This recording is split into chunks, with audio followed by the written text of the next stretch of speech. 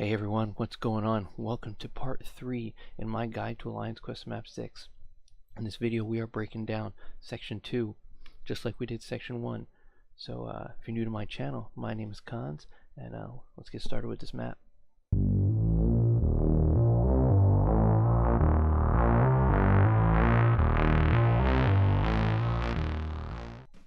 Alright guys, so here's the map. It looks just like section 1, has all the same components, section requirements, energy efficiency, suggested champions for each path, and then also you have the map with all the nodes and link node arrows, and if you really zoom in you can really get the fine points of this. Also want to note that I didn't mention this in my last video, that all these maps are available in the info bot. All you have to do is search AQ6. Also, if you don't have the info bot, I have the link to all these maps to the folder on my Google Drive in the description here. If you have trouble accessing them, just let me know, leave me a comment, and I can send them to you directly. Because these, my alliance uses these. People I've shared this with use these, so these are, I really think these are very valuable for doing map 6. So let's dive in. First thing we want to talk about is section requirements. Now, paths 1 and 2 are shared a majority of the way, and then they split, but everything on that path is inflict poison. So it's beneficial for at least your person is going to be taking path 1 to bring 2 poison immune, and your backup who's going to be like your path 2 who could break off and either continue helping path 1 or merge in and help paths 3 and 4 to have like 1 poison immune. Path 7 also has some all or nothing nodes and some intense power gains, so it's nice to have a power drainer. And then also paths 8 and 9 have some shared nodes with some inflict bleed, and then when they split off, 8 has 1 more inflict bleed and 9 has its own the remaining path of all inflict bleed. So you want that person who's on 9, the outer path, to have at least 2 bleed immune, and then the person who's on path 8 just bring 1 bleed immune. And then this way they can share, and then once they split, the other guys on the inner paths don't really need to have 2, because they can bring champs that they need for the other sections. So to talk about energy efficiency, so looking at history here, it's paths 1, 2, 5, 8, and 9 can move first, 4, 6, and 7 move next, and 3 can move last. So to kind of show you what that really means is path 1, 2, 7, and 8 there's no nodes before it that need to be unlocked, so they can just go right away. Also, what do I have here? 5, right? Yeah, so 1, 2, 8, and 9 can move right away. 5, however, has to come up and wrap around. I'm sorry, come up here and wrap around. So it's best to have 5 move first, and then have your 3, 4, and then 7, right? 4, 6, and 7. I should read this better. So 1, 2, 8, 9. 5 comes up, opens here, and this way 4 can make it all the way up around.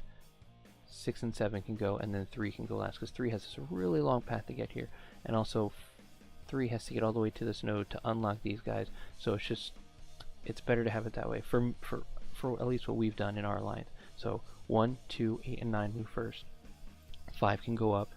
This will leave, was it 4, 6, and 7 can then go, and then 3 can go last. So that's it for energy efficiency. So to break this down and give you some suggested champs per path, almost every single path here for this map, because this is a very intense section. So we already talked about the inflict bleed, so paths 1 and 2 make sure you have some poison immunes. I said inflict bleed, didn't I? I meant inflict poison.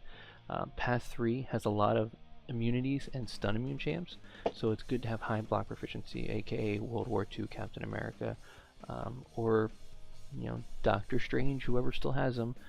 His armor mode works well. Path 5, again, high block proficiency just for the Juggernaut, because it's a stun immune jugs. So again, having the person on that path with a World War II Captain America really helps. Path 6 is full degeneration, so you want to make sure whoever's on that path has regen or a glass cannon, someone who can pump out a lot of damage so they're not in those fights very long. Path 7 has the all or nothing node. There's also some power gains, so having a power drainer really helps. Path 8 and 9 we kind of already touched on, how they have the inflict bleed, so you want to make sure those 2 people on there have some bleed immune champs. Now this kind of goes to both sides. So on the left side, paths 1 through 4, you want to make sure that somebody out of those 4 people bring a Daredevil Classic, because let's pull him up.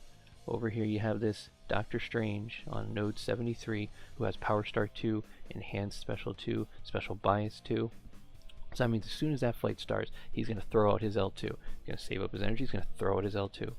And the fact that it's unblockable, that is a very hard special to counter if you don't have a Daredevil. Now the trick to do that if you don't is you want to evade the first, block the second, evade the third, because you can block after the initial attack. Or if you're that skilled and you can evade all three, I have a hard time with that, so I evade, block the second, evade the third. But if you have a Daredevil who's high signature, he'll just evade them all.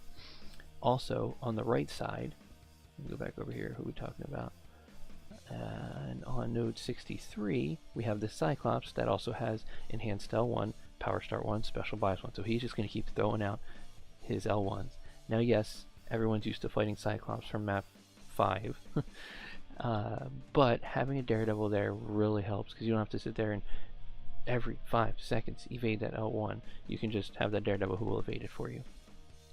So that's it for some suggested champions. Now to kind of really break down each section, or each path, and kind of how we assign it. So there's 9 paths, so 9 people are going to be going there, and you're going to have 1 backup. I usually have I tell that person to float. I don't assign them to any particular path. It's usually my person who hasn't brought, bleed immune champs or poison immune champs. It's usually just kind of like your roundabout person who can pretty much go anywhere. So to go down to path 1, all poison, poison, poison, poison, poison, all the way around. Now right here, there's this little path where right here there's this empty node, then it goes up to finish path 1, and then it comes through and it meets up with path 3. This doesn't technically need to be explored. Path 1 is going to hit the empty node, path 3 is going to hit this Kamala Khan node. This does not need to be explored. So the person who's sharing path 1, if this person who's on assigned path 1 needs some help, or needs energy to get through there, send them up to path 1. If not, they can come this way and help with path 3 and merge up faster at path 4. So it's just a nice way, you can make that decision there. Should he go up or should he go over? Really depends on where you guys are in alliance, where you guys are in energy, who needs what. It's going to come down to energy. So for path 3, like I said, we talked about these stun immunes, high armor, stun immune and immunity. So the first, you have a Thor right here. Rhino not bad, Daredevil not bad. It's when you get to Vision, Kamala Khan, Black Widow. I think those are the main 3. It's nice to have a World War II Captain America because you can really push through those nodes. That's the path I'm usually on when we're in section 2, so I bring my World War II Cap and I get through there no issues. For path 4, not that bad. Some pessimist, some adaptive, some energy resistance. Not bad at all. But the key thing is there's this node right. Alright, so where are we at? So right in the beginning, you people on path 1 and 2 can get a nice quick start, except they get stuck here at 36 because there's this node here on path 3, 42, but it's blocked by this 53. So that means this person who's on 4 has to get all the way up around here to loop back down just to be able to unlock the node that's right here.